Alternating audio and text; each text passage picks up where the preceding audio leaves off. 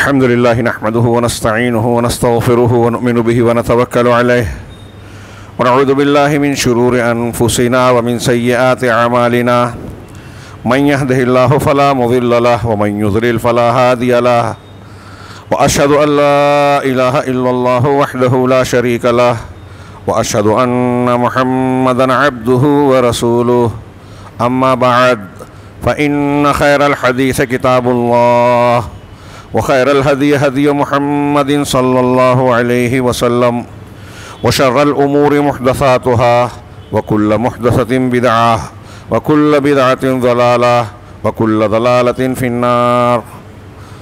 أعوذ بالله من الشيطان الرجيم. بسم الله الرحمن الرحيم.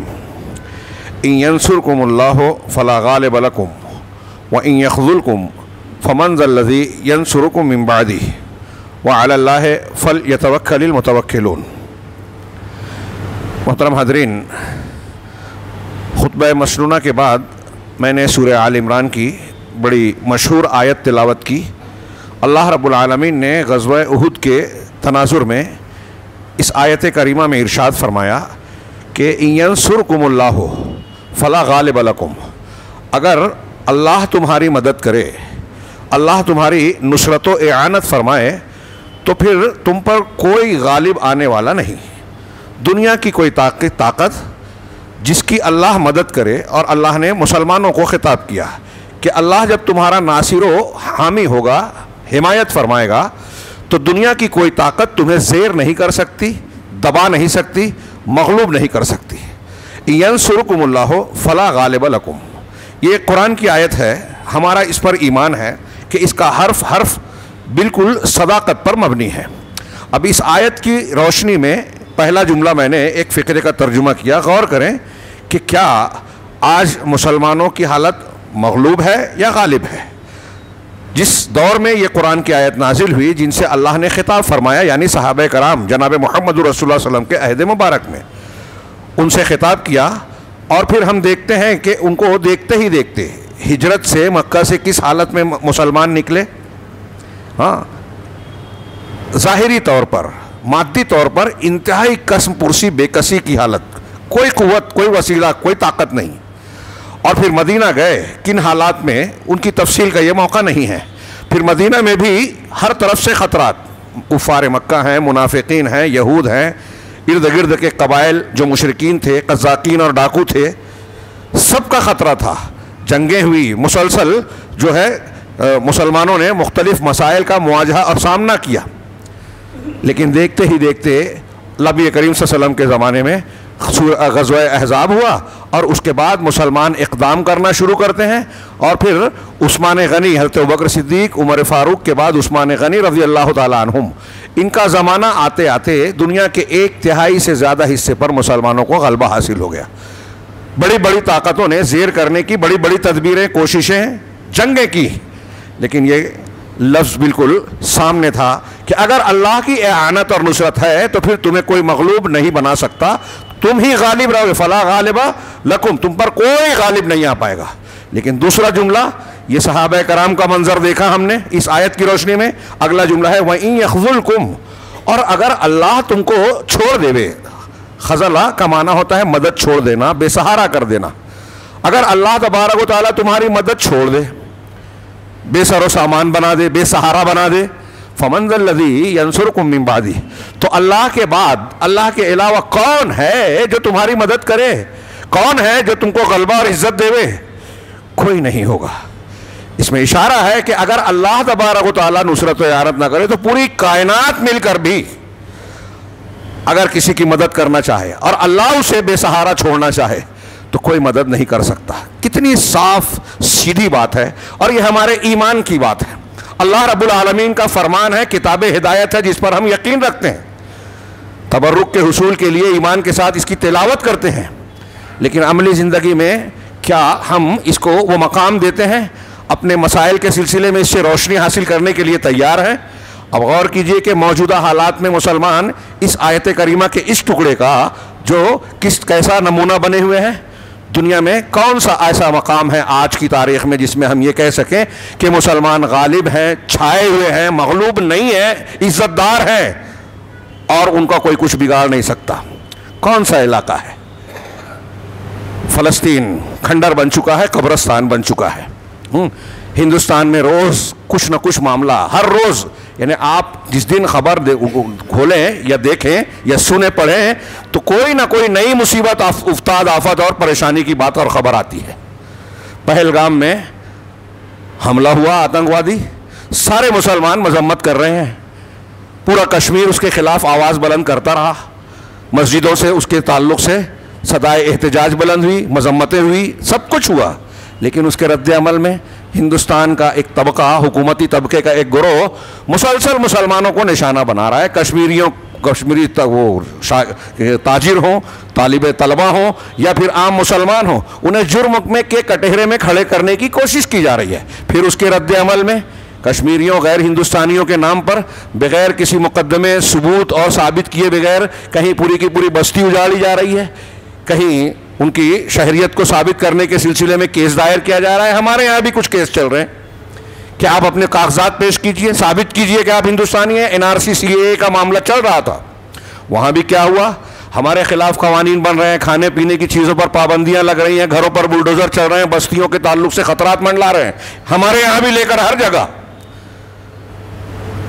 کون سی جگہ ہے اور کون سا معاملہ ایسا ہے معاشی طور سے بے روزگاری, تنگی اور نہ جانے کیا کیا مسائل, سماجی اعتبار سے, سیاسی اعتبار سے, کسی اعتبار سے آپ بتائیے کہ کیا مسلمان غالب ہیں, باعزت ہیں؟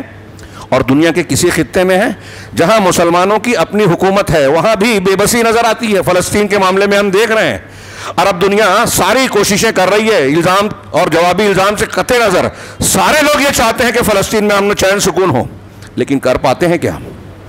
عالمی عدالت میں بھی معاملہ چل رہا ہے. ہاں, ایسی خبریں آتی ہیں جو ابھی چل رہی ہے کہ اسرائیل میں بڑی بھیانک آگ لگی, ہم خوش ہو جاتے ہیں.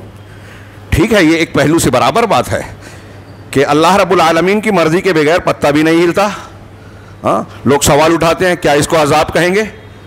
دنیا میں اگر ایک پتا ٹوٹ کر گر رہا ہے کسی درخت سے, ایک چھوٹی سی ہوا کا جھونکا چل رہا ہے, آپ کا میرا کپڑا ہل رہا ہے, تو ہمارا عقیدہ یہ ہے کہ یہ تقدیر اور اللہ کے قضاء و قدر کا فیصلہ ہے. اللہ کی مشیت کے بغیر کچھ ہو ہی نہیں سکتا.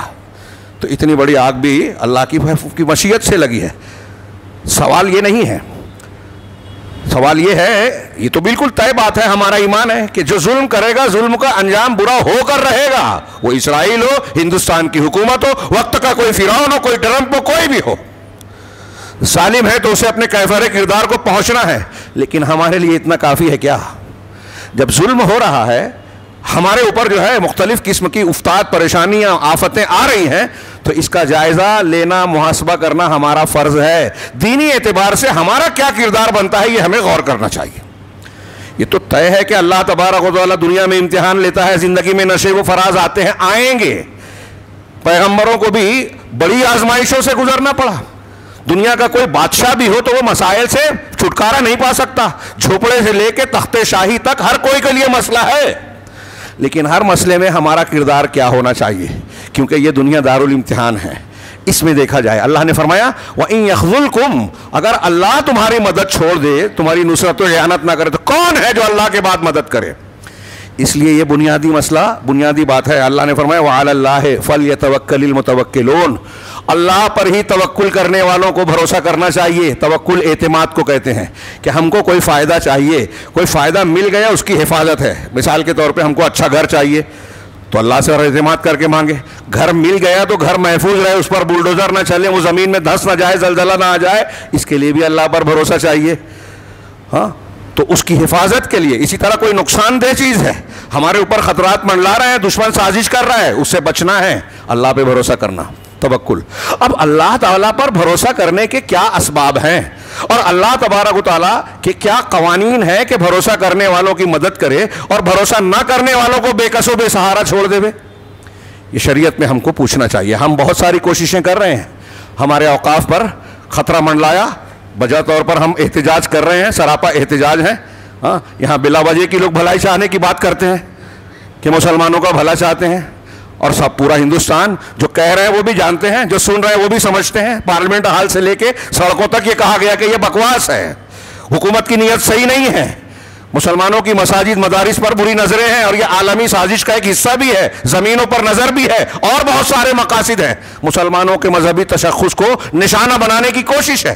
ہم پبلک میں یہ تو کہہ رہے ہیں کہ احتجاج کریں اور کر بھی رہے ہیں، کیس کیا گیا، احتجاج کیا گیا، اپنے ناراضگی کا اظہار کیا جا رہا ہے۔ اس میں کئی چیزیں ایسی ہیں جو اسلامی تعلیمات کے اعتبار سے نہیں ہیں، لیکن ہم ہندوستانی جمہوریت اور ماحول میں اس کے لیے مجبور ہیں۔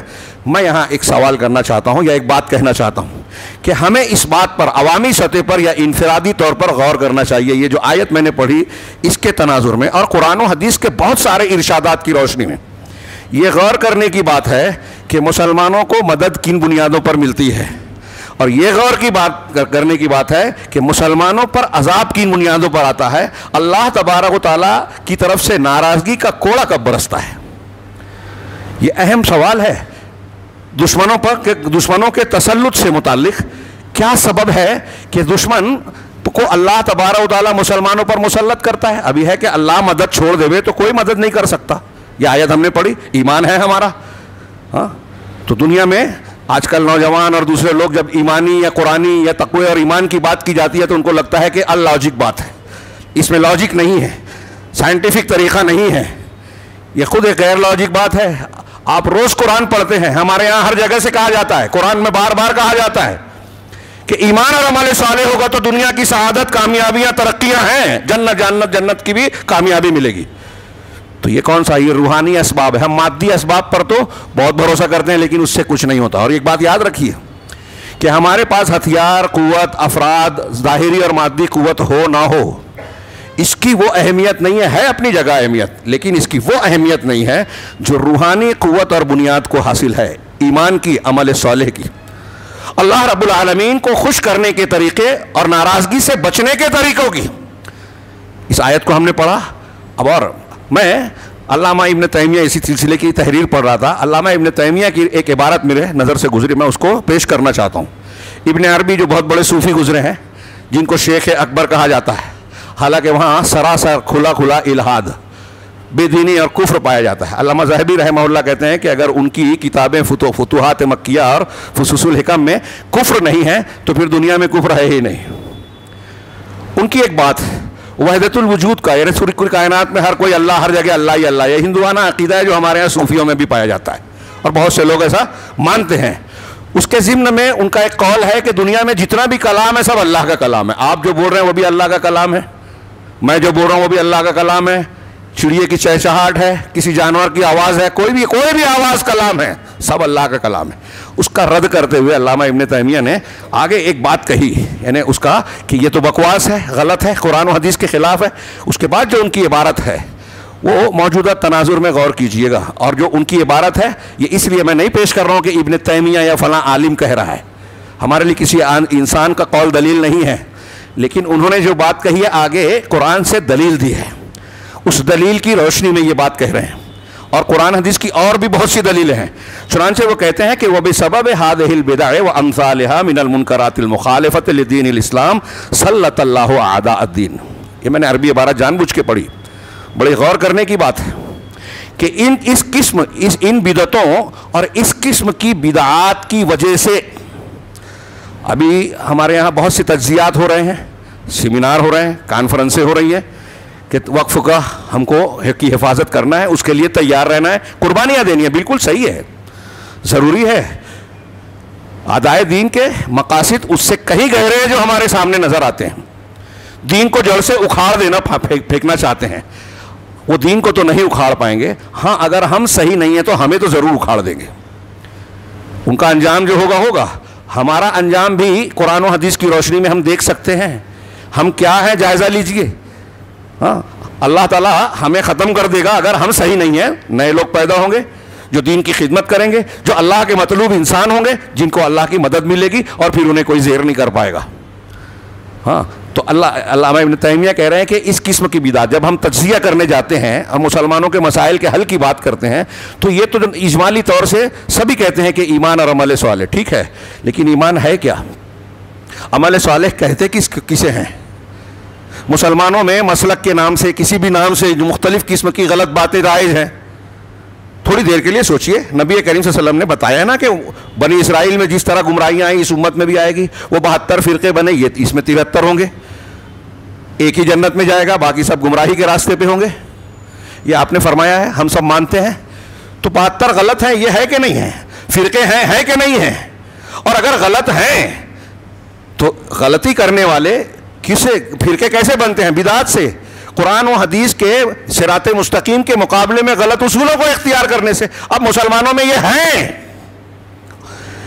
شرک ہے, بدعات ہیں, خرافات ہیں, اور ہم آنکھیں بند کر کے مسئلے کا حل کی بات کرتے ہیں. سب سے بڑی مصیبت, یہ باتیں لکھ لیجئے, میری اس بات کو بہت سے لوگ یہ سمجھیں گے کہ میں اختلافی بات کر رہا ہوں. جی نہیں, قرآن و حدیث کی روشنی میں مسلمانوں کو اگر عزت چاہیے, کامیابی چاہیے, تو پہلی بنیاد یہ ہے کہ اپنا عقیدہ, اپنا منہج, طریقہ کار, عقائد, اعمال درست کریں.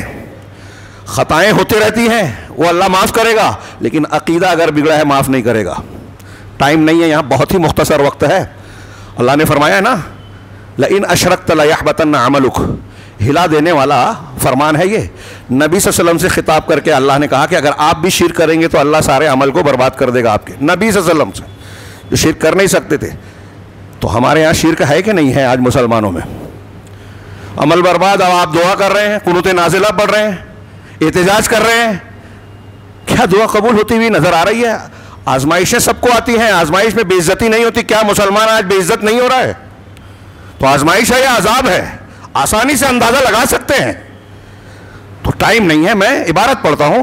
علامہ ابن تیمیہ کہتے ہیں کہ یہ بدعتیں اور اس جیسی دوسری بدعتیں, ایسے منکرات جو اللہ کے دین اسلام کے مخالف ہیں, ایسے منکرات, گناہ, اللہ کی نافرمانیاں, ان کے سبب سے سلط اللہ اعداء الدین, اللہ نے دین کے دشمنوں کو مسلط کر دیا. بدعتوں کی وجہ سے ہم دنیا کی باتیں کرتے ہیں, اور جو اصل بیماری کی وجہ اس سے آنکھ بند کر لیتے ہیں. مرہم پٹی کر لے میں, جسم میں کوئی جسم کا حصہ سڑا ہوا ہے, ڈاکٹر بولتا ہے کاٹے بغیر ٹھیک نہیں ہوں گے. ہم کہتے ہیں نہیں اس کو نظر مت ڈالو, ہم دوسری چیز کرتے ہیں. تو اب آپ دوا پی رہے ہیں, طاقت والی غذا لے رہے ہیں, وٹامن اور فلاں چیز لے رہے ہیں, لیکن اس ناسور کو سڑنے دے رہے ہیں. کیا اچھا ہوگا مریض؟ یہی حال آج مسلمانوں کی بیماریوں کا ہے کہ ہم ان بیماریوں سے چشم پوشی کرتے ہیں, یہ سوچ کر بول کر کہ ارے ابھی یہ چھیڑیں گے تو کچھ لوگوں کو برا لگے گا. یہ مسلک ہے. اگر آپ کی یہ جرات نہیں ہے تو آپ یہ طے کر کے سمجھیے کہ آپ اپنی برائیاں یا غلطیاں چھوڑنا نہیں چاہتے, اصلاح نہیں کرنا چاہتے, تو آپ عزت نہیں چاہتے. آپ چاہتے ہیں کہ اسرائیل کی بمباری ہوتی رہے, ہمارے خلاف حکومت بنتی رہے, ہمارے گناہ دشمنوں کی مددگار ہیں, ہماری بدعتیں, کفریات اور شرکیات دشمنوں کی مدد کرتے ہیں.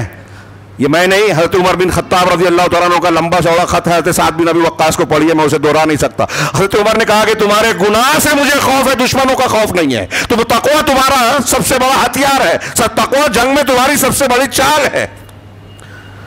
اور وہ تقویٰ بنیادی طور سے کہاں سے پیدا ہوتا ہے؟ علامہ ابن تیمیہ کی اس عبارت کے بعد انہوں نے قرآن کی ایک جگہ سے سورہ حج کی آیت پیش کی کہ دشمنوں کا غلبہ بدعت و خرافات, مسلمانوں کی بدعت اور منکرات کی وجہ سے ہے. انہوں نے آیت پڑھی وَلَيَنْصُرَنَّ اللَّهَ مَن يَنْصُرُهُ, کہ اللہ ضرور بضرور, ڈبل تاکید ہے, میں اسی لفظی ترجمہ کر رہا ہوں, ضرور مدد کرے گا. کس کی؟ جو اللہ کی مدد کرے. اللہ کی مدد کیسے ہوگی؟ اللہ کو مدد کی ضرورت ہے نہیں. اللہ کے دین پر عمل کیا جائے, اس کے دین کی نصرت کی جائے, اس کے خلاف جو کیا جا رہا ہے اس کا رد کیا جائے, بدعت و خرافات کا, جسے ہم آنکھیں بند کر دیتے ہیں اور کہنے والے کو کہتے ہیں کہ یہ اختلاف کر رہا ہے. اللہ تعالیٰ کے دین کو بدلا جائے, بدعت و خرافات کی جائے, اور آپ خاموش رہیں. آپ کو کوئی کچھ بولے تو خاموش نہیں رہتے. ہاں, نبی کریم صلی اللہ علیہ وسلم اپنے لیے انتقام نہیں لیتے تھے, لیکن دین کے خلاف کوئی بات کرتے تھے تو آپ غصہ ہوتے تھے, انتقام لیتے تھے. صحیح مسلم میں حضرت عائشہ کا بیان پڑھیے. اللہ کے رسول صلی اللہ علیہ وسلم, اللہ تعالیٰ نے فرمایا کہ جو اللہ ضرور مدد کرے گا اس کی جو اللہ کی مدد کرے. ان اللہ لقوی عزیز, یقیناً اللہ قوی ہے, طاقتور ہے, عزیز ہے, غالب ہے. اس کے فیصلے کو کوئی ٹال نہیں سکتا, کوئی بدل نہیں سکتا. اللہ نے اگر فیصلہ کر لیا کہ ایک انسان کو غلبہ دے گا تو وقت کی نمرودیت, فرعونیت اس کا کچھ اکھاڑ بگاڑ نہیں سکتی.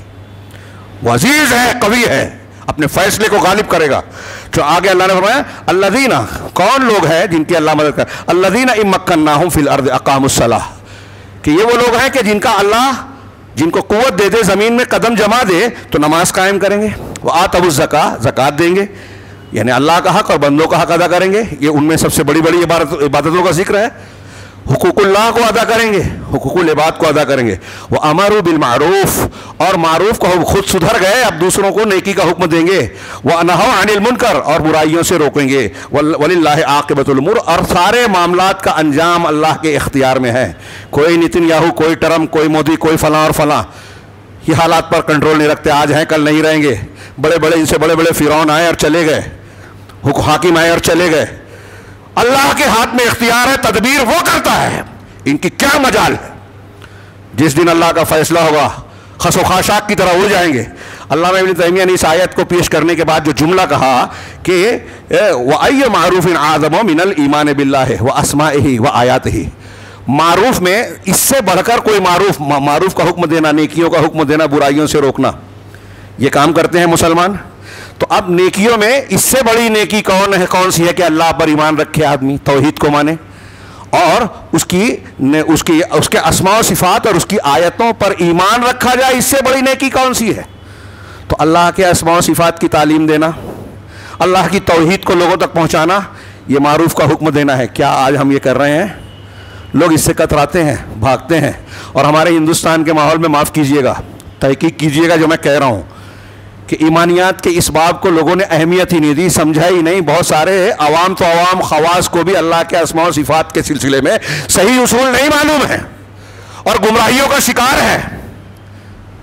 حضرت امام حنیفہ رحمہ اللہ سے ان کے ایک شاگرد نے پوچھا, اللہ کو اگر کوئی عرش پر نہ مانے تو کیا کہیں گے؟ کہا وہ کافر ہے. کہا یہ کہیں کہ وہ عرش پر ہے لیکن آسمان میں نہیں ہے, تب کیا کہیں گے؟ کہا وہ کافر ہے. اور ہمارے یہاں کتنے لوگ ایسے ہیں جو کہتے ہیں اللہ ہر جگہ ہے. صوفیوں کا عقیدہ, اور صوفیوں کا نہیں, یہ حقیقت میں آیا ہے. شنکر آچاریہ جو اصلی ہندو گزرا ہے نا, اس کا عقیدہ تھا ہر جگہ اللہ ہے, ہر چیز میں اللہ ہے. ہمارے یہاں لوگ کہتے ہیں, مولوی صاحب کہتے ہیں کہ ہندو جس مورتی کی پوج رہا ہے اس میں بھی اللہ ہے, اور اس کو مسلمان بہت سے مان رہے ہیں. یہ کفر اور شرک نہیں ہے تو اور کیا ہے؟ کفر ہے. اللہ تحقیق دنیا کا سب سے بڑا کفر ہے وحدت الوجود, اور مسلمان مار رہا ہے. تو جب آپ خود ہی صحیح ایمان کو جانتے ہی نہیں تو مانیں گے کیا؟ اور مانتے ہی نہیں تو پہنچائیں گے کیا؟ اس کا حکم کیا دیں گے؟ اپنے بچوں کو کیا سکھائیں گے؟ اور جب ایسا معروف, اب میں جو کہہ رہا ہوں کچھ لوگوں کو عجیب لگ رہا ہوگا, غلط لگ رہا ہوگا, تو میں کہہ رہا ہوں کہ کیا ہم یہ بات قرآن و حدیث سے جانتے ہیں؟ ہر مسلک کا آدمی یہ کہتا ہے کہ ہمارے ایمان کی کمزوری ہے, اس لیے دشمن غالب آ رہا ہے, مسلمان مغلوب ہے. تو ٹھیک ہے, ایمان کسے کہتے ہیں؟ قرآن حدیث سے سیکھو تو صحیح. سیکھنا فرض ہے, یہ فرض ہے. اہل تقلید کے یہاں بھی اصولوں میں لکھا ہوا ہے کہ تقلید, عقیدے میں تقلید جائز نہیں ہے. کاش وقت ہوتا کہ میں اس پر گفتگو کروں, دلیلیں دوں. قبر میں ہر انسان سے 3 سوال ہوگا, وہ عقیدے کا سوال ہے. تو یہاں سیکھنا ضروری ہے. علامہ ابن تیمیہ کہہ رہے ہیں کہ اللہ کے توحید, اللہ پر ایمان, اس کے اسماء و صفات اور اس کی آیتوں پر ایمان سے بڑی نیکی کیا ہے؟ آج اس نیکی کا حکم دے رہے ہیں کیا ہم لوگ؟ ایک آدمی اگر شرک کر رہا ہے, غیر اللہ سے مانگ رہا ہے, ایسی کرامتوں کے نام پہ ایسے واقعات بتاتا ہے کہ بزرگوں میں وہ خصوصیت اور خوبی بیان کرتا ہے جو اللہ کی خصوصیت ہے, مرنے کے بعد خوشبو بڑھ جاتی ہے. ابھی ایک پاکستان کے بزرگ عالم, توقع نہیں تھی, ان کے سنا کہ وہ یہ بیان کرتے ہیں کہ ایک انسان, نیک انسان کی مرنے کے بعد طاقت بڑھ جاتی ہے. اللہ اکبر, الٹا کام. صحابہ کرام نبی کریم صلی اللہ علیہ وسلم سے زندگی میں دعائیں کرواتے تھے, وفات کے بعد کسی صحابی نے نہیں کہا جا کے قبر پہ کہ دعا کیجئے روضہ مبارک پر. یہ عقیدہ ان کے خلاف ہے. اب میں یہ بات بیان کر رہا ہوں, آپ کو لگ رہا ہے اختلافی ہے, لیکن یہ دین کی بنیاد اور عقیدے سے متعلق باتیں ہیں, اور ہم نے ان کو نہیں سیکھا, ضروری نہیں سمجھا. اس کے بغیر دین بنتا ہی نہیں ہے. دین کی عمارت کھڑی نہیں ہو سکتی, بنیاد ہے. کسی نبی نے توحید سے, ہر نبی نے توحید سے دعوت شروع کی, اور ہم 20 سال 15 سال دین کا کام کرتے ہیں, عمل کرتے ہیں, اور عقیدے ہی نہیں معلوم, توحید نہیں معلوم, توحید کسی شرک نہیں معلوم. غیر اللہ کا وسیلہ لگا کر, بزرگوں کا, نبی کا وسیلہ لگا کر دعا مانگتے ہیں, جو کلی طور پر اہل سنت کے اتفاق سے حرام ہے, اور بعض حالات میں شرک. ایسی کتنی منکرات ہے, وقت نہیں ہے. میں آگے بڑھتا ہوں کہ اللہ تبارک و تعالیٰ نے کہا, علامہ ابن تیمیہ کہہ رہے ہیں کہ منکر یہ تو معروف ہے. اب اللہ کے اسماء و صفات میں ہمارے یہاں خرابیاں ہیں, تو پھر کیا ہم معروف کا حکم دے رہے ہیں؟ جب جانتے ہی نہیں تو حکم کیا دیں گے؟ اور دوسرا, منکروں میں اللہ کے اسماء میں الحاد, بے دینی, اور میں اس میں اضافہ کروں کہ شرک سے بڑا گناہ اور منکر اور کون سی چیز ہے؟ شرک سے بڑا کوئی گناہ نہیں ہے. کیا ہم شرک سے منع کر رہے ہیں؟ منع کرنے والوں کی بات سنتے ہیں یا ان کا حوصلہ توڑتے ہیں؟ شرک، اب یہ میں ٹائم نہیں ہے، ہاں صرف یہ بتا دیتا ہوں کہ اس آیت اور اس مقدمے کی روشنی میں قرآن کے 2-4 ارشاد آپ ملاحظہ کریں. یہ سمجھ لیجئے کہ آج کا خطبہ اس لمبی چوڑی بحث کا یعنی ایک تجزیہ کریں تو اس کا ایک حصہ ہے ابتدا ہے. میں نے کہا کہ سب سے بڑا منکر شرک ہے، اور مسلمانوں کی ذلت، پستی، بے یار و مددگاری کی سب سے بڑی بنیاد یہی ہے. کوئی کتنے بھی تجزیہ کرے، لمبے لمبے مقالے لکھے، سیمینار کرے، پروگرام کرے، یہ قرآن کہہ رہا ہے. ہمارا ایمان اگر ہے تو ماننا چاہیے. اب ایک آیت میں پڑھ رہا ہوں توحید اور شرک سے متعلق، یہ 2-3 مثالیں میں دے رہا ہوں، صرف وقت نہیں ہے بالکل، کہ آپ غور کیجئے کہ مسلمانوں کی بری حالت کی بنیادی وجہ کیا ہے. میں نے کہا روحانی طاقت زیادہ اہم ہے. حضرت یونس علیہ السلام مچھلی کے پیٹ میں تھے، کوئی طاقت نہیں تھی، کوئی نیٹ ورک نہیں تھا، کوئی باہر سے کنیکشن نہیں تھا، صرف دعا کا کنیکشن تھا. لا الہ الا انت سبحانک انی کنت من الظالمین پڑھی، اللہ نے مدد کی یا نہیں کی؟ آپ کا ہمارا اگر عقیدہ صحیح ہے تو اکیلے ہیں، وقت کی طاقت پوری مخالف ہے. سیدنا ابراہیم علیہ السلام اکیلے تھے، ابھی ہم پڑھیں گے تفصیل. حضرت موسیٰ علیہ السلام اپنے بنی اسرائیل کے ٹوٹے پھوٹے غلامی سے آزاد ہوئے، نئے نئے انتہائی پست ہمت بنی اسرائیل کے ساتھ تھے. فرعون کا لشکر آیا، اللہ نے بچایا کہ نہیں بچایا؟ دریا میں راستہ بنایا کہ نہیں بنایا؟ تو آج کیا اللہ ہماری مدد نہیں کر سکتا؟ کر سکتا ہے. لیکن قرآن کے آئینے میں ہم دیکھیں کہ کیا ہم آج مدد کے مستحق ہیں یا اللہ کے عذاب کے. یہ آیت دیکھیے مثال کے طور پہ، ابھی توحید اور شرک کی میں نے بات کی، بہت سی جگہوں پر ہے. یہاں ایک آیت سورہ بنی اسرائیل میں ایک ٹکڑا، لا تجعل مع اللہ الہا آخر فتقعد مذموما مخذولا، اللہ کے ساتھ کسی اور کو معبود مت بنائیے. اب ہمارے یہاں لوگ سمجھتے ہی نہیں ہے کہ معبود، شرک کرنے والا شرک کر رہا ہے، قبر پرستی، تعزیہ پرستی، شخصیت پرستی کرنے والا اللہ کے علاوہ کو پوج رہا ہے. جب ہم کہتے ہیں کہ آپ ان کی پوج رہے ہیں، کہتے ہیں نہیں ہم پوچھتے نہیں ہیں، شرک نہیں کر رہے ہیں. اس کا مطلب یہ کہ ان کو سمجھتا ہی نہیں ہے عبادت کسے کہتے ہیں، ان کو معلوم ہی نہیں ہے شرک کب ہوتا ہے، کیسے ہوتا ہے. تو کیا ہمیں سیکھنا نہیں چاہیے؟ ہم کہہ رہے ہیں شرک ہے، وہ کہہ رہے ہیں نہیں ہے، چلو تھوڑی دیر کے لیے مان لیا کہ آپ جان بوجھ کے نہیں کر رہے ہیں، تو آپ یہ جہالت کی بنیاد پر کر رہے ہیں. اب اگر توحید کے بغیر کوئی جنت میں جا نہیں سکتا، شرک پر مرنے والا کبھی جہنم سے نکل نہیں سکتا، یہ قرآن کہتا ہے، تو ہمیں یہ سیکھنا چاہیے کہ نہیں سیکھنا چاہیے؟ دنیا میں جس چیز کی جتنی ضرورت ہے ہم اتنا اس کو اہمیت دیتے ہیں. سب سے زیادہ ضرورت ہم کو جہنم سے بچنے کی ہے، اور جہنم میں لے جانے والی سب سے بنیادی وجہ، سب سے بڑی وجہ، سب سے پختہ وجہ شرک اکبر ہے، کفر اکبر ہے. قیامت کے دن انا کنا عن ھذا غافلین، سورہ اعراف کی آیت پڑھیے، وہ کہ کوئی نہیں کہہ سکتا کہ مجھے شرک نہیں معلوم تھا، باپ دادا نے کیا تھا اس لیے میں نے کیا. کوئی یہ کہہ کے بچ نہیں سکتا. قرآن نے کہا ہے کہ یہ تم نہیں کہہ سکتے، سیکھنا پڑے گا، اور ہم نہیں سیکھ رہے تو مجرم ہیں. اور شرک اگر مسلمانوں کی صفوں میں ہے تو اللہ تعالیٰ کہہ رہا ہے فتقعد مذموما مخذولا.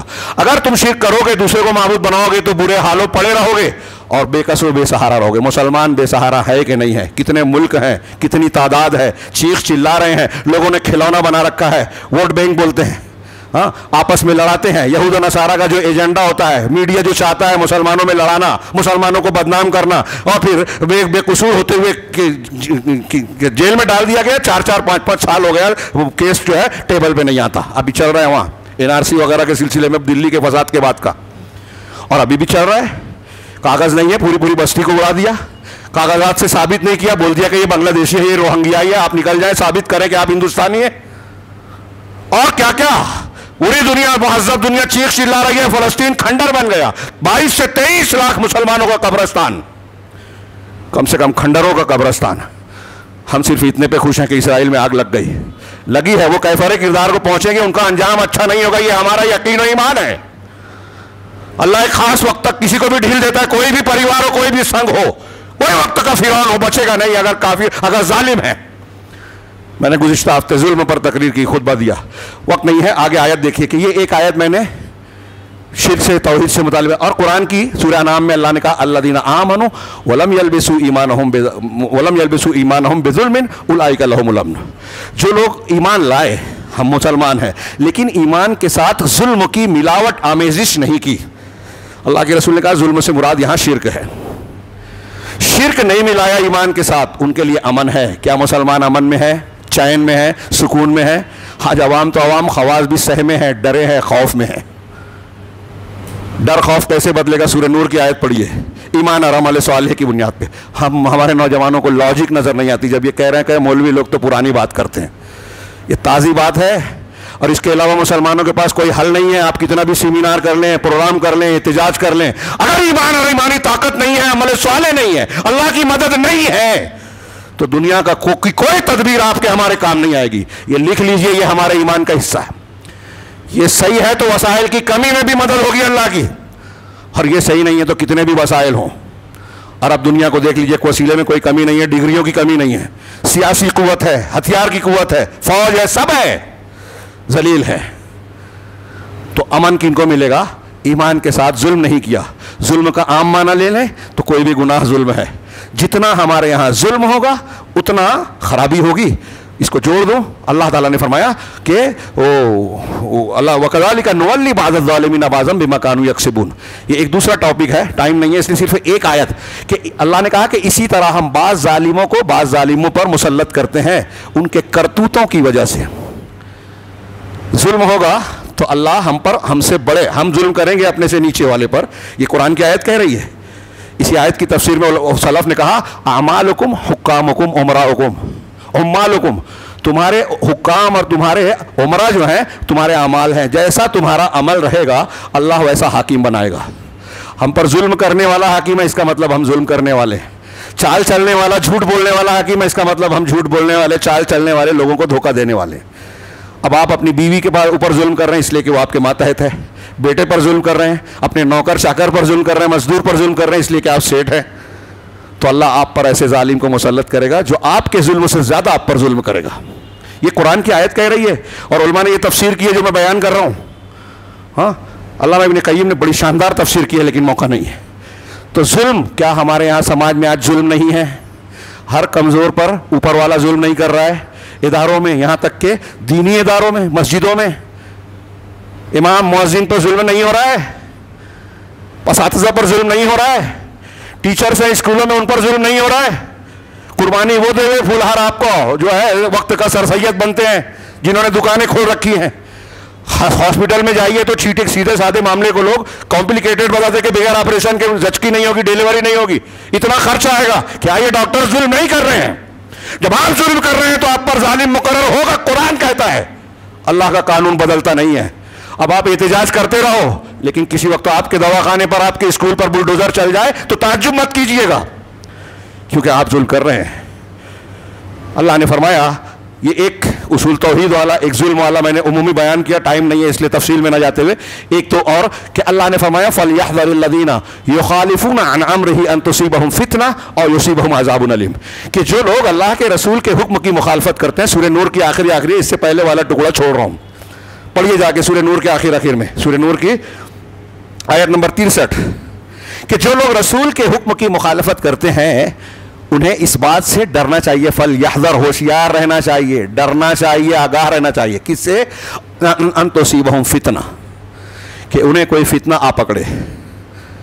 احسن البیان میں آپ ترجمہ پڑھیں گے کہ بڑی آفت آ جائے. فتنہ مانے آفت, دنیا کا عذاب. علامہ ابن کثیر نے کہا دنیا کا عذاب, فتنے سے مراد. امام احمد بن حنبل رحمہ اللہ فرماتے ہیں کہ فتنے سے مراد شرک ہے. جو سنت کی مخالفت کرے گا اللہ تعالیٰ عذاب کے طور پر اسے شرک میں ڈال دے گا. مخالفین سنت, اللہ کہہ رہا ہے دنیا کا عذاب آئے گا رسول کے حکم کی مخالفت کرنے پر, اور یصیبہم عذاب علیم, یا انہیں دردناک عذاب, یعنی آخرت کا دردناک عذاب. سنت رسول کی, اب آپ کو ہم کو سنت رسول پتہ چل جائے لیکن ہمارے دماغ میں نہیں آ رہی ہے حدیث, حالات نہیں کہہ رہے ہیں, خواہش نفس اس کے خلاف ہے, مولوی صاحب کا فتویٰ اس کے خلاف ہے, فلاں پیر صاحب بولتے ہیں, فلاں امام صاحب کا قول اس کے خلاف ہے. اختلافی بات نہیں کر رہا ہوں. امام حنیفہ, امام شافعی اور ائمہ کرام بری ہیں اس سے. کسی نے یہ نہیں کہا کہ میری بات غلط بھی ہو تو ماننا, سب نے کہا صحیح حدیث مل جائے تو میرا مسلک وہی ہے, میرا قول چھوڑ کے صحیح حدیث مان لینا, جہاں ہم سے غلطی ہوئی ہے غلطی کو چھوڑ دینا. اور اللہ تبارک و تعالیٰ نے نبی کی مخالفت اور موافقت کے تعلق سے حکم دیا ہے کہ آپ کی اطاعت کرو گے تو اس دنیا آخرت میں سارے فائدے ملیں گے, آپ کی مخالفت کرو گے تو دنیا اور آخرت میں عذاب. یہ مقام کسی اور کا دنیا میں نہیں ہے. آج حضرت عیسیٰ اور موسیٰ کی اتباع کا بھی نہیں ہے, تو کسی امام اور پیر کا کیا معاملہ ہے؟ اللہ تعالیٰ یہاں کہہ رہا ہے رسول کے حکم کی مخالفت کرو گے تو عذاب آئے گا. کوئی بھی نتنیاہو اور کوئی بھی پریوار آپ پر مسلط ہو سکتا ہے. قرآن کہہ رہا ہے, ایمان ہے نا. ہم کتنی حدیثوں کا गला घोटते हैं, कितनी सुन्नतों को रौंदते हैं, किसी भी उन्वान से, नाम से, उसूल से, झूठे बनाए हुए उसूलों से। अगर अल्लाह के रसूल के हुक्म की मुखालफत होगी तो अजाब आएगा, आपकी औकाफ खतरे में रहेगी, आपकी मस्जिद मदरसा खतरे में रहेगा, आपका घर रहेगा, आपके बच्चे खतरे में रहेंगे। ये मैं नहीं, कुरान कह रहा है, रब्बुल आलमीन फरमा रहा है। क्या हम मानने को तैयार हैं? इसकी ये एक दलील नहीं है, और भी दलीलें हैं। इसके अलावा अल्लाह की शरीयत और जिक्र से एराज करना, अल्लाह ने फरमाया मन आरद अन ज़िक्री फ़इन्न लहू मईशतन ज़ंका, जो मेरे जिक्र से एराज करेगा, कतराएगा, तो उसके लिए तंग जिंदगी होगी। वनहशरुहु यौमल क़ियामत, हम क़यामत के दिन अंधा बनाकर उठाएंगे। काला रब्बी लिमा हशरतनी अमा वक़द कुन्तु बसीरा, वो कहेगा कि परवरदिगार ज़मीन में तो मैं बीना था, तूने मुझे अंधा बनाकर क्यों उठाया? अल्लाह कहेगा कज़ालिका आया अतत का आयातुना फ़नसीतहा, ऐसे ही हमारी आयतें तेरे पास आई थी लेकिन तूने फरामोश कर दिया, सुना नहीं, टाइम नहीं था तेरे पास, बहुत मसरूफ था, प्याज लहसुन अदरक लहसुन में, चावल गेहूं में, वो ज्यादा अहम था। अल्लाह की आयतों को अहमियत नहीं दी। फ़कज़ालिकल यौम तुनसा, ऐसे ही तू आज फरामोश कर दिया जाएगा। ये एक आयत सूरह ज़ुख़रुफ़ की आयत, वमन यअशु अन ज़िक्रि रहमान नुक़य्यिज़ लहू शैताना, जो रहमान के जिक्र से अंधा बनेगा, एराज करेगा, हम उस पर शैतान को मुसल्लत कर देंगे। फ़हुव लहू क़रीन, तो वही उसका साथी होगा। आयत पढ़िए आगे, उसमें जाके शैतान का, अगर हम अल्लाह का जिक्र नहीं करते, जिक्र में सुभान अल्लाह, अल्हम्दुलिल्लाह, अल्लाह अकबर जो अस्कार हैं, और वो भी मसनून होना चाहिए, मेड इन इंडिया नहीं, जो आज हम बहुत सारी चीज़ें करते हैं, कुरान हदीस से उसका कोई ताल्लुक नहीं। अल्लाह का जिक्र अगर है, उसको याद करा है, तो फिर अल्लाह का खौफ भी होना चाहिए, अल्लाह से मोहब्बत भी दिल में होना चाहिए। अल्लाह का खौफ गुनाह से रोकेगा, अल्लाह का सी मोहब्बत नेकियों पर उभारेगी। इसके अलावा अल्लाह तबारक व तआला ने सूरह बकरा की, टाइम ज़्यादा हो गया है, मैं सिर्फ इशारा कर दूं, अल्लाह तबारक व तआला ने सूरह बकरा में कहा कि जो लोग अब भी ईमान वालों, जो अल्लाह पर या अय्युहल्लज़ीना आमनू इत्तक़ुल्लाह, अल्लाह से डरते रहो, वज़रू मा बक़िया मिनर रिबा, और सूद को छोड़ दो। ये एक दो चार मिसालें दे रहा हूँ, सूद छोड़ दो। और इस आयत के बाद अगला जुमला छोड़कर मैं आगे कह रहा हूँ, आगे कहा है कि फ़इल्लम तफ़अलू, अगर ऐसा अब तुम नहीं करोगे, सूद का लेना देना छोड़ोगे नहीं, फ़अज़नू बिहर्बि मिनल्लाहि व रसूलिही, तो अल्लाह और उसके रसूल से जंग का ऐलान कर दो। मुझे बताइए कि आज हमारे समाज और माशरे में सूदी लेन देन हो रहा है कि नहीं? मौलवी साहब रास्ता बताते हैं, हिंदुस्तान में इसके बगैर चारा नहीं है। अभी नए नए मामला चल रहा है स्टॉक एक्सचेंज में, फला फला कंपनियों के ताल्लुक से, कि हम कह रहे हैं उसमें आप अपना शेयर ले सकते हैं। कौन सा उसूल चेंज हो गया? इतने परसेंट, 33% से कम सूद है, तो 1/3 से कम है तो कोई मसला नहीं है। कहाँ से लाए आप? कहा अल्लाह के रसूल ने 1/3 से ज़्यादा वसीयत करने से मना किया, तो इसका उससे क्या ताल्लुक है? हाँ, टाइम नहीं है, मैं बहुत इशारे में कह रहा हूँ, हो सकता है बाज़ लोगों को समझ में ना आया हो, लेकिन फिर भी ये बिल्कुल बकवास बात है। हराम को हलाल बनाने वाला मामला है, शरीयत के साथ खिलवाड़ है। जिस समाज में जहां मुसलमान शरीयत के साथ खिलवाड़ करें, अल्लाह के हराम को हलाल बनाए, हलाल को हराम बनाए, उन पर अजाब नहीं तो क्या अल्लाह की रहमत आएगी? कानून बनेगा, घर पर बुलडोजर चलेंगे, तबाही आएगी, हमारे और आपके बच्चे और हम खुद खतरात में रहेंगे अगर हमने अपने आप की इस्लाह नहीं की। अल्लाह से सूदी लेन देन करने वालों के ताल्लुक से अल्लाह ने कहा अल्लाह से जंग का ऐलान। अल्लाह से जंग का ऐलान करके हम पनपेंगे क्या? क्या आज हमारा समाज और माशरा अल्लाह से जंग का ऐलान नहीं कर रहा है सूदी लेन देन करके? कितने लोग कैसे कर रहे हैं, तफसील का मौका नहीं, एक एक टॉपिक है ये, एक एक चीज़ें जो मैंने पेश की। ऐसी हदीसें हम सुनते रहते हैं, बहुत सारी हदीसें हमने सुनी कि जहाँ ज़िना रिबा आम होगा, वहाँ अल्लाह तबारक ताला ऐसी ऐसी किस्म के नई नई बीमारियाँ और ये परेशानियाँ आयद करेगा। नाप तौल में कमी करेंगे तो बारिश रोक देता है। नाप तौल में कमी सिर्फ तराजू में नहीं होती है, दूध में पानी मिलाया, सोने में पीतल मिलाया, ये भी नाप तौल में कमी है, मुतफ़्फ़िफ़ीन है, तो बरकतें उड़ जाएगी। क्या ये सारे गुनाह जो बरकतों को उठाने वाले और अजाब को बुलाने वाले हैं हमारे अंदर नहीं है? गौर करने की बात है। इसी तरीके से अल्लाह तबारक व तआला ने फरमाया कि जब जुल्म होगा क्या है, वत्तक़ू, आखिरी बात कह रहा हूँ, वत्तक़ू फ़ितनतन ला तुसीबन्नल्लज़ीना ज़लमू मिनकुम ख़ासा, उस फितने से, उस अजाब से डरो जो तुम में से सिर्फ जालिमों को नहीं पकड़ेंगे। हाँ, उम्मुल मोमिनीन हफ्सा ने याजूज माजूज के बयान करते पर अल्लाह के रसूल से पूछा कि क्या अनहलिकु व फ़ीना सालिहून, क्या हम में नेक लोग रहेंगे तब भी हम हलाक हो किए जाएंगे, हलाक होंगे, अजाब आएगा? तो अल्लाह के रसूल ने फरमाया कि नाम इज़ा कसुरल खबस, बुखारी की हदीस है। हाँ, जब बुराइयाँ आम हो जाएं। क्या आज हमारे यहाँ बुराइयाँ आम नहीं हैं? मैं कुछ हदीसें अम्र बिल मारूफ और नही अनिल मुनकर पर पेश करना चाहता था, टाइम नहीं रहा। अल्लाह के रसूल ने कहा कि नेकियों का हुक्म दो, बुराइयों से रोको, यहाँ तक कि ऐसा ना हो कि तुम पर अल्लाह का अजाब आए और तुम दुआ करो अल्लाह कबूल ना करे। वही सूरत हाल है।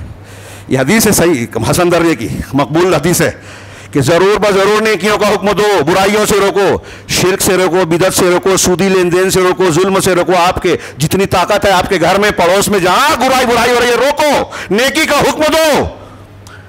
اگر آپ اوقاف کو بچانا چاہتے ہیں، بہت ذمہ داری سے کہہ رہا ہوں، اوقاف کو بچانا چاہتے ہیں، دنیا میں عزت چاہتے ہیں، دنیا کے دشمنوں کو، وہ امریکہ ہو، فلاں ہو، ڈھما ہو، کوئی بھی ہو، دنیا کے دشمنوں کو، ان کی سازشوں کو ناکام بنانا چاہتے ہو تو شریعت کے ان احکامات پر عمل کیجیے۔